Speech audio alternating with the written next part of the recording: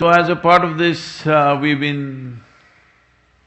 we did one program many years ago, I don't remember which year it was, must be 2004 or 5.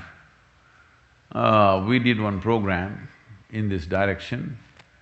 We did another one called Anadi, which was more spiritually oriented, but a little bit of exposure to mysticism was there.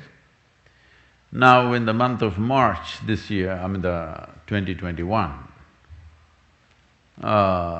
we are planning to do a 8-day event in India because this is more cultural exposure, not necessarily mysticism per se. It is a cultural exploration of mysticism. We will be doing a program called… I was not supposed to tell you.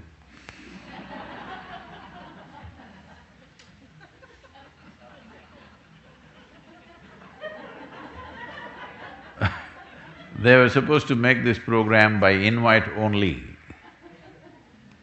But now this question has come, so we will be doing a program called Shiva, the ultimate mystic. An exploration and little exposure to that dimension. It is a culturally rich program, it's a one-time program, we cannot repeat those programs because it's an elaborate cultural arrangement with lots of music, art, theatre, everything mixed up. And it costs a lot to prepare the yoga center for this because last time, the last special event that we did like this was Mahabharat. When we did Mahabharat, everybody in the ashram were dressed like that period. The food was from that period, all the decor from that time, that is 6,000 years ago.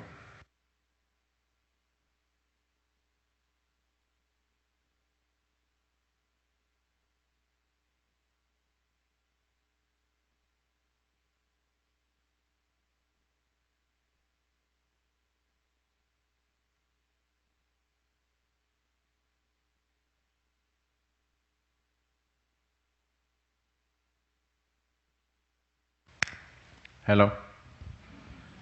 So even I lose my battery, sometimes.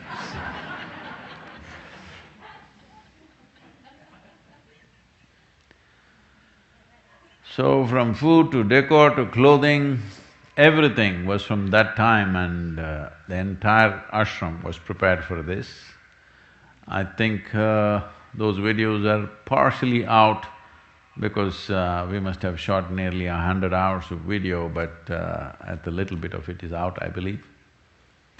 Before that, we had a program called Leela. This was about how Krishna taught yoga. So because Krishna is supposed to be blue-bodied and everything about him is blue, blue, blue, Shiva also blue, all right? So, there was one blue day where we told everybody, please put on at least a spot of blue in your clothing. So most people came dressed up blue, the lighting was blue, all decor was blue, all flowers were blue, all the arrangements were blue. And when I opened my mouth to speak, my tongue was blue. When they sat for lunch, the rice was blue color, everything blue. Then they were overwhelmed by this and they came out and there was blue smoke coming out of the mountain. So I said, I'm just trying to tell you that this is the extent of elaborateness that we go to when we do these special programs. Only 3 we have done till now, Vaibhav Shiva, Leela and Mahabharat. This is the 4th one. This is called as Shiva, the ultimate mystic.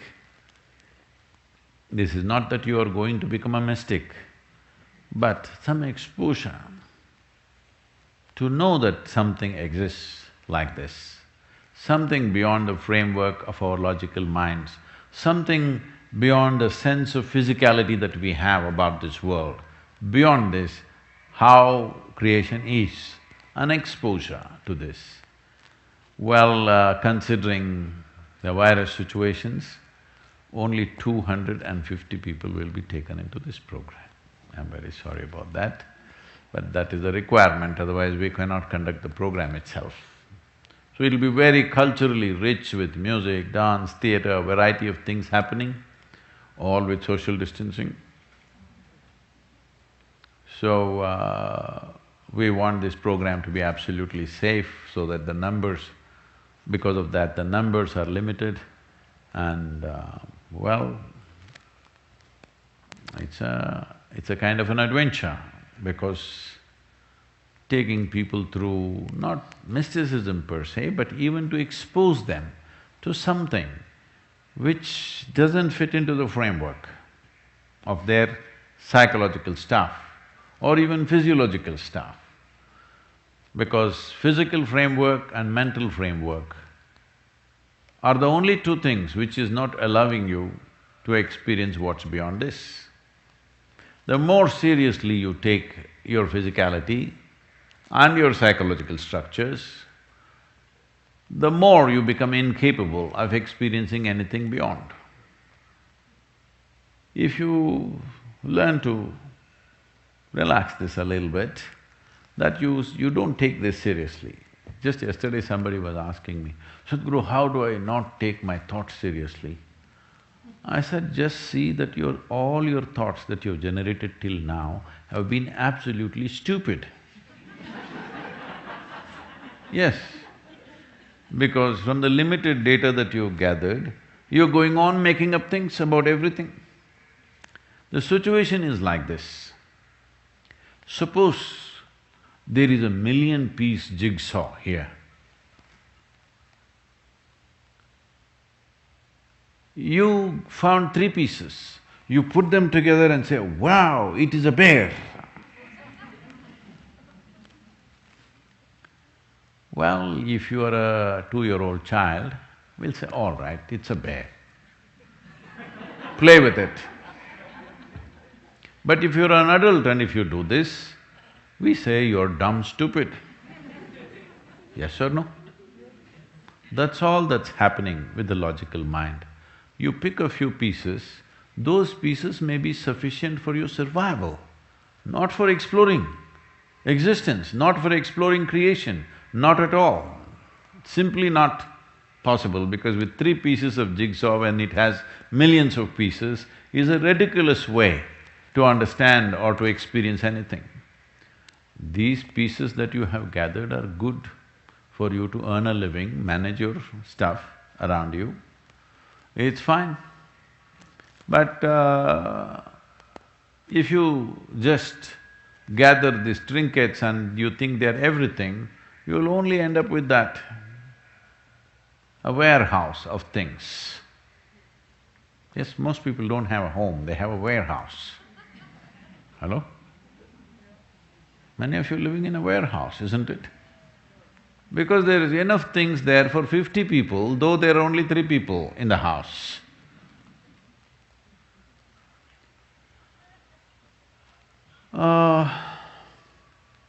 This happened. There was a Zen master whose name was Ryokan.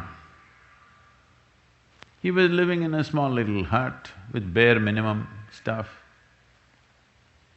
One day a thief entered his little hut. He was sleeping and the thief was slowly trying to find something, but it's an empty place. He looked this corner, it's dark, in this corner, that corner, he's looking, feeling his way out to pick up something, nothing. Then this Zen master woke up, sat up and said, I'm so sorry, there is nothing here for you to take. The only thing that I have is this old pair of clothes that I'm wearing. You take this. It's cold outside, you take this extra clothing. And he took off his clothing and gave it to him and sat there naked. The thief did not understand what this is, but first thing you've been caught. The next thing is you're being given a gift, and the gift is some clothes that he was wearing. Just not able to figure out, this is a mystical situation, you know. Because in the mindset of a thief, he cannot understand how can somebody give away the last possession of his life.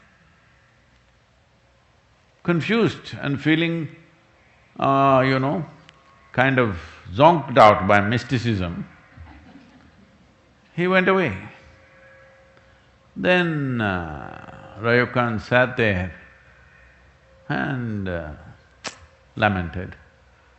He looked out of the hut. There was a wonderful full moon, you know, today is a full moon.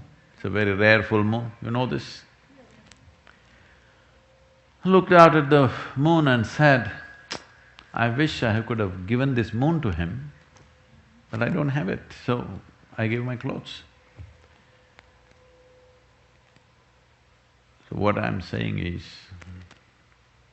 only survival process fits into the framework of your psychology and physiology. Survival. Survival and survival alone, nothing more.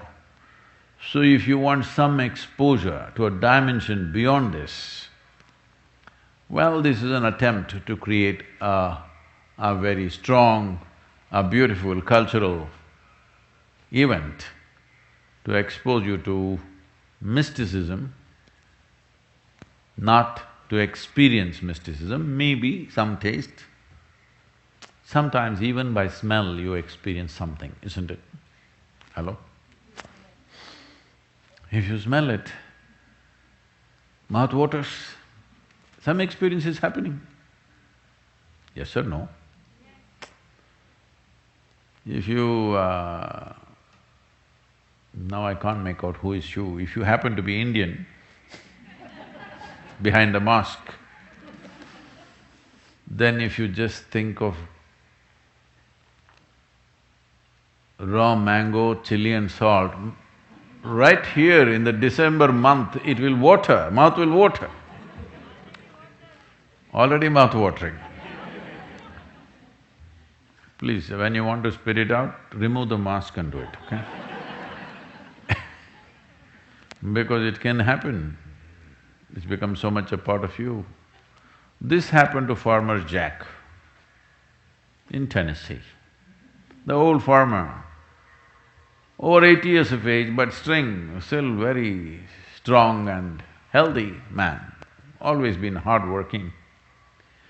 So his grandchildren decided they must take him to a doctor for a medical checkup, and he had never been for a medical checkup, he didn't know what it is. So they took him for a medical checkup, the doctor examined him, all different aspects of examination, everything he did, and said, you are strong as an ox, really there's no problem with you. Only thing is, it will be, winter is coming and I see you're not wearing your underwear, you're just pulling up your pants. It will be more healthy to wear underwear, and it will be much warmer also for you in this stage of your life, and it is also clean to do that. There is cleanliness, there is warmth, and health will come out of this. So the grandchildren bought him underwears that he had never worn all his life.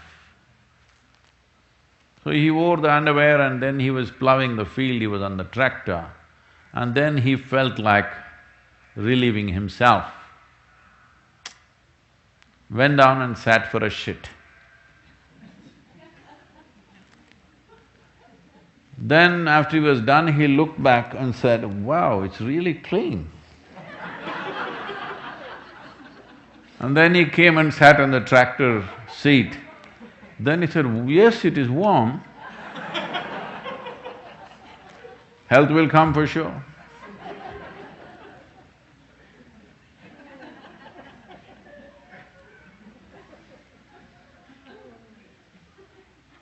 Are you too cold or can we handle one more question?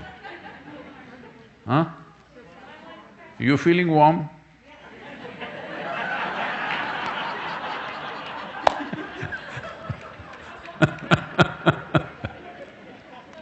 It's all right, they're warm, you can ask them.